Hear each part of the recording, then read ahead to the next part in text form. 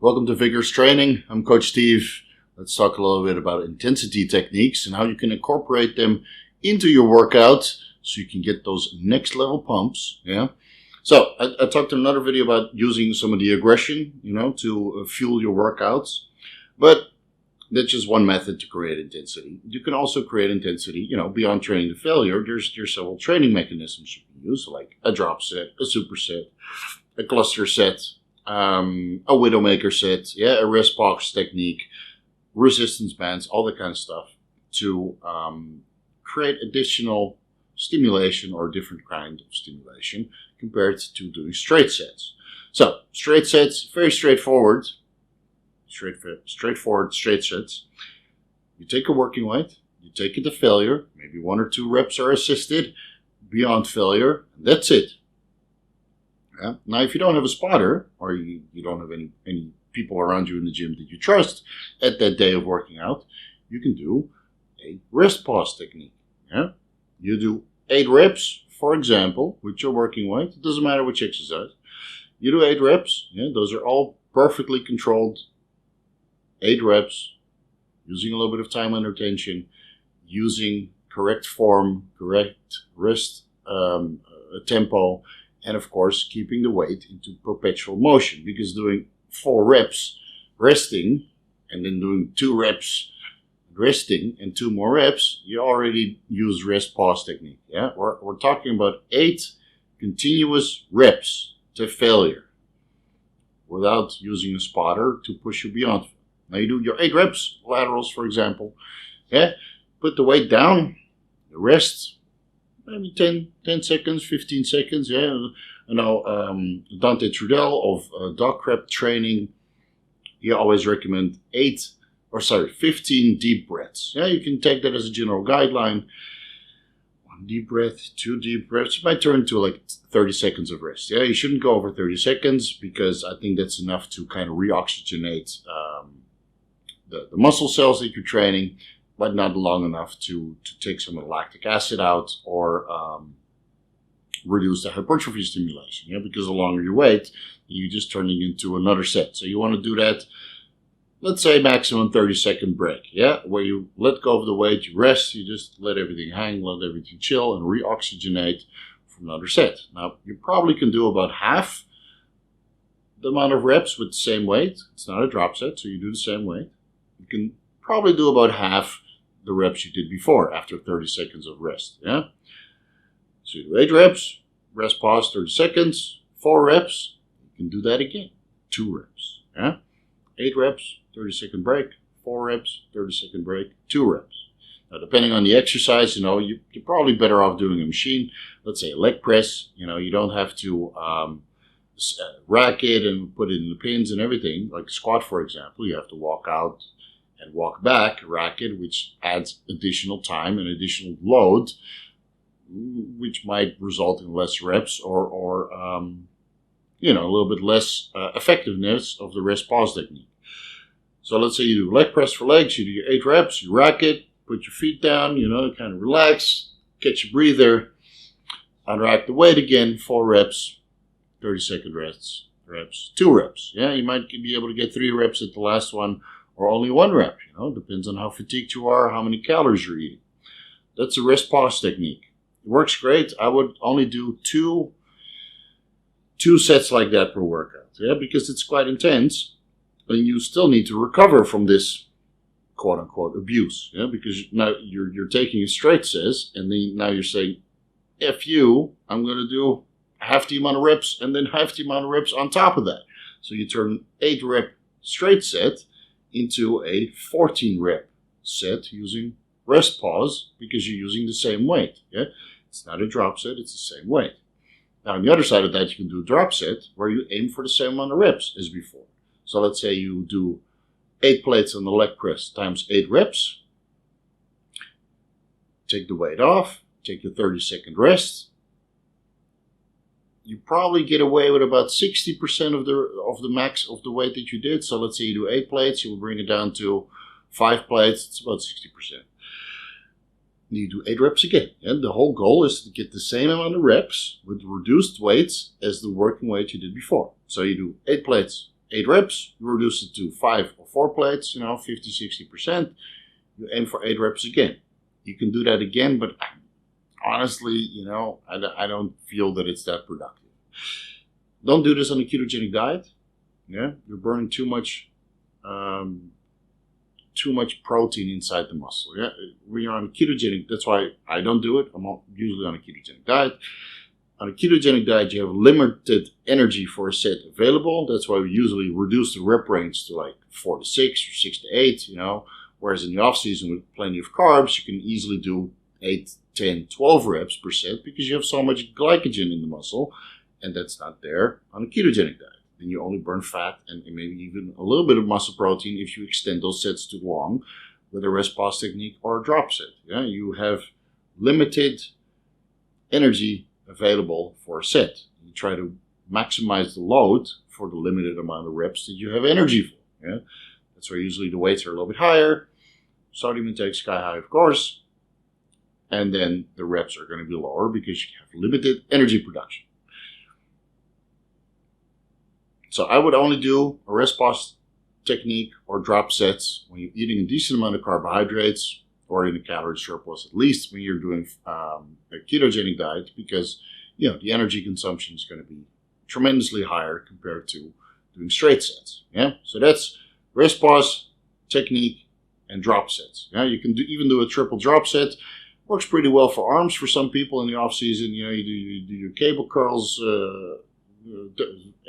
10 reps, and then you drop the weight to 60%. You do another 10 reps with 50, 60%, and then you do another 10 reps. So you got 30 reps in total with 50 or 60% of that weight. So you go from, let's say, 100 pounds, 100 kilo curls. Yeah, it's probably 2 pulleys. I don't think you're going to be that strong. Just as an example, 100 kilos to 60 kilos to 35, 40 kilos. Usually works pretty well with those increments. You have about 60%, a reduction to 60% of the weight you were using. Right? Now with the resistance bands, it's pretty straightforward. You take your straight set, you add a resistance band for progressive resistance. So let's say you're doing an incline hammer press. Yeah? You got 2 plates per side. You can easily do 8 reps. You want to assess how much you can do with progressive resistance, because a lot of the machines that you use, or using gravity, of course, in a free weight exercise, throughout the motion, the resistance is about equal. But when you add a resistance band, you can either take tension off certain points, by doing the reverse banded. So let's say you do a floor press, you do the resistance band at the top of the power rack, and as you go down, it reduces weight, and making it lighter at the bottom than at the top, and give you a little bit of guideline on where the weight is going. So hopefully you attach a resistance band directly over the plane of motion that you're pressing into. Yeah? If you're putting it somewhere higher, of course, the resistance band is going to pull it over your head. That's something you don't want. I've done it a couple times. I can't recommend it. Yeah? Sometimes there's only a few places where you can attach the resistance bands, and you try it a little bit, but I wouldn't. Try to keep it in the same plane of motion. Yeah. When you do it on a machine, you're usually going to increase. It's a progressive resistance, so you don't take resistance off the bottom or the negative portion of the exercise, but you add resistance to the positive contraction. So on a hammer strength machine, as you press, the resistance band expands, adding resistance to the exercise. It's a great way to kind of work through sticking points, because now it gets progressively heavier, and some people they kind of have a sticking point here, and then by increasing resistance, okay, you lower the weight. Of course you have to lower the weight, because here it should be a little bit lighter than here. So let's say you got a 45-pound resistance band as an example at the maximum extension elasticity. You go from a 3-plate hammer strength press to a 2-plate, you add the resistance band. Now it feels like 3 plates at the top, but it's only 2 plates at the bottom, or maybe 2.2, because there's still tension on the resistance band. Again, you'll have to experiment which exercises you can use this with, but I found it to be very beneficial for pressing motions, not so much for back. Maybe it's because I have a good back, And I don't really need the extra resistance band to increase intensity because it's not a body part that I'm trying to improve. If you're trying to improve back and your chest is great, vice versa, it's the other scenario for you. You might want to use resistance band on your back workouts. On a pull down, the resistance is more intense by using resistance band at the bottom, forcing you to really hold and contract and get a little bit better mind muscle connection than at the top, where you're stretched and your biceps are a little bit compromised. Doing it that way, and you can simply put the resistance band on the close grip or wide grip cable attachment, and then loop the other one around the machine at the top. Find a way, and you don't have to put the super thick resistance bands that some of you might have seen me use on the adductor machine. Takes a little while to get there. Don't start off with that. Just use a small one, maybe as thick as your pinky, and then you work your way up to the thumb, and then something else. Yeah, don't get naughty with me. The wrist, when it's that thick, it's probably for lower body. Man, well, you guys, it's been a long day. Let's keep it fun. So, that's the resistance bands. What else do we got? Widowmaker sets, of course. Another method popularized by Dante Trudel in the dog crop training technique, DC training techniques. Widowmaker set. So if you can't do rest pause, you do a Widowmaker set, which is reduced weight. So let's say you get your working weight, you get your squats in, 3 plates, 4 plates, whatever your working weight is. You do 8 straight reps. You rack it. That was the failure. Now you reduce the weight and do a Widowmaker set, which basically means you do 20 reps with the most amount of weight you can do. You get those 20 reps no matter what. And you can rest, you can chill, you can breathe, but you shouldn't re-rack the weight. Yeah? The weight stays on your back. A lot of people do this instinctually. They do, let's say, a squat, and they do 3 reps, they rest, and then they do 2 reps, they rest, and do 1 rep. Okay, great. You get 6 reps in total. But the goal is 20 reps. Yeah? You should be, after that set, the Widowmaker implies that the set is going to kill you. It's not a technique that a lot of people enjoy doing, but if you want to bring up a weaker body part, it's definitely beneficial. I've done it a couple times. Unfortunately, here in Thailand, it's a little bit too hot, so you get winded way before you reach muscular failure. You'll reach stamina failure, basically. So your oxygen capacity is reduced through the heat and the lack of oxygen here in Bangkok for you to actually get a decent hypertrophy response from your legs. So you're gasping for air, but your legs are like, yeah, we're still good, but you're simply not providing the oxygen. It is what it is. If you live at high altitude, it might also not be a good idea to do Widowmaker sets because of the lack of oxygen in the air. That's another technique you can incorporate. It usually works well on the leg press. I've seen a lot of guys, they do the 100 rep sets on the leg press. You do like 2 plates per side, and you just keep repping away, at the end of the work. Take a little bit of intra aminos, essential amino acids, or some sort of intracarb, because you're going to burn through a lot of muscle glycogen and a lot of muscle protein if you're not properly, if you're not getting some calories in during your 100 rep leg press set. Yeah, if you get some food in you as an intra-workout nutrition, yes, it might be beneficial to do that. But if you don't do that, every rep you're doing is just going to burn more and more and more muscle protein away to the point your legs are going to look stringy. I've seen that happen too. Yeah, so it sounds cool on paper, but make sure your intra-workout nutrition is there when you do these high rep sets. And then the last option you'll have to increase your workout intensity is supersets or giant sets. And that involves several exercises. So let's say you do back. Yeah, you do your pull downs first. And then after that set is completed, you do 10 reps with whatever working weight you can handle. You do 10 reps, close to failure, not really failure, but close to it. No grinder reps, that's for sure. You shouldn't be like, trying to get this last rep done, last 2 reps done, and then, my CNS fatigued.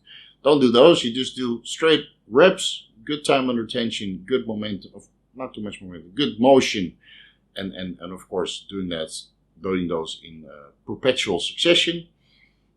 When that set is done, you move to a similar exercise. Let's say it's a pullover machine. You're doing back as well, but it's a different motion.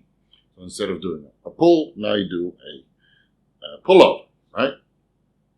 Do another 10 reps there. Now you got the lats, from this angle, and then you get them from that angle. Now, if you want to turn, that's a superset, so you go from one exercise to the other. You can turn that into a giant set and go to another exercise, and another exercise, and another exercise. Now you do like 3, 4, 5 exercises in succession with maybe 30-second, 20-second break in between. The weights you're going to use are not going to be high, because your muscle cells are going to be drained of energy, and you're just trying to stimulate a little bit of metabolic fatigue in that time through different angles and different exercises, and maybe even use a little bit of different resistance techniques. So you go, so you do a shoulder press, then a lateral raise, then a bent over reverse fly, and then you do a resistance band, front raises, and then you go back to a shoulder press machine. 5 different exercises with maybe 10, 20-second rest periods. You're going to get some metabolic adaptation for that. You might create a hypertrophy response, but the working weights that you use are not going to be that high. So you might do something like that every other workout. But if you do it every workout, again, your intra-workout nutrition needs to be there because you're burning through so much energy. Burning through so much glycogen or fat or stored muscle protein. Again, keep all these techniques, give them a try, see what works best for you. I've noticed that with myself, since I do a ketogenic diet, straight sets, beyond failure, work the best for me. Sometimes I do a little bit of rest pause if there's nobody around to give me a spot, so I'll just rack the weight when I reach failure. I know I can't do another rep. I'll take my 30 seconds of rest, reoxygenate my muscle and my blood. Then I do about 3 or 4 more reps. And then if I'm feeling badass that day, my aggression is on point, I might do another rest pause after that, get 1, 2, maybe 3 more reps in. That's another way for me to create intensity. That's usually enough. And of course, I like to use the resistance bands on straight sets just to have a little bit more progressive resistance, or because the machine doesn't go heavy enough. So, on the adductor machine, 300 pounds, and then another 50-pound chain, and a double looped resistance band that's about this thick. That's about enough resistance for me to get a good set in of 12 reps. And the next step would be probably compromising the cable on that machine. So I like to use those resistance bands when you basically run out on the weight stack, and then you add a little bit of extra resistance on top. And of course, with the exercises where you have lockout that doesn't require resting the weight on an elbow joint, or a shoulder joint, like a press, for example. When you're completely locked out, you can rest, on the shoulder and the elbow joint. But on a back exercise, it's actually quite beneficial because you have to hold the weight in place. It's not resting on a joint. I still prefer to use those resistance banded pushing exercises because my pushes, my chest, my shoulder, my shoulders are okay. My chest, my quads are not that developed as some of the pulling exercises. My hamstrings, my back, my biceps, abs, even though they're hidden, underneath a little bit of donut glaze. Yeah. Different story. So I use rest pause and resistance bands, and you guys might enjoy a drop set, a superset, a giant set, or some of the other techniques that I discussed in this video. Hope that helps. Hope that sent you on the right way for an awesome workout. And I'll see you guys in the next video.